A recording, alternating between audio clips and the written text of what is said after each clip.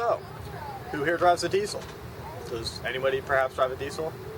Well, I'm here to talk to you about the benefits of actually driving a diesel, how it's good for the environment, and how it can also help stimulate the economy. Well, did you know that diesel actually contains 35% more energy per molecule than gasoline does? It is also safer than gasoline because gasoline can easily combust and randomly explode, while diesel, you need to compress it while igniting it in order for it to go off. Now, although a diesel's way more than a conventional gas engine, it produces almost 25% more torque per engine stroke. That means that you can move a lot more weight with a lot less energy, like this bus. Traditionally, diesels only run in larger vehicles, like this bus and 18-wheelers and city transport, because the diesel engine can actually propel the whole vehicle a lot easier with a lot less energy. It's a lot more fuel efficient this way. Now, diesel engines also last a lot longer than a conventional gasoline engine. They can last up to 600,000 miles. Generally, a gas engine is only going to last 200,000 miles.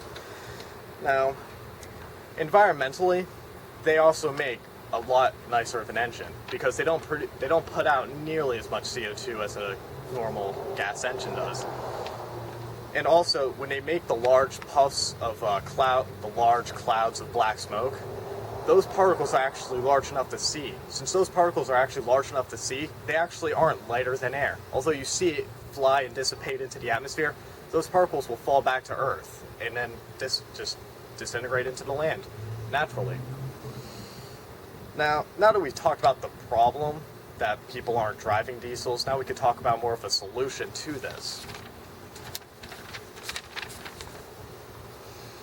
It's pretty simple, you know. All you have to do is drive a diesel. Now, they make a lot of cheap diesels, like the Jetta and the Mercedes-Benz, and I know when I throw out names like Mercedes-Benz, you're not thinking cheap, but believe me, if you're only paying $20,000 for a car that's going to last you 400,000 miles and is going to get far better gas economy, I mean, their gas economy even rivals that of Priuses and other hybrids, and I mean, that's pretty astonishing if you think about it. Now, and if you just buy more diesel cars and even go to the pump more often with a diesel, the more that happens, the more that the demand builds. And if the more the demand builds, the more that companies will put out more diesel cars and more gas stations will even adopt diesel tanks. This means that with more competition, the price will even lower. I mean, that's a pretty amazing thing.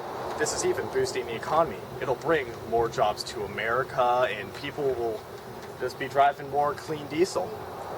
This is a great thing. I mean, if you think about it, people are going to want to build more of these factories. That way they can build more American diesels.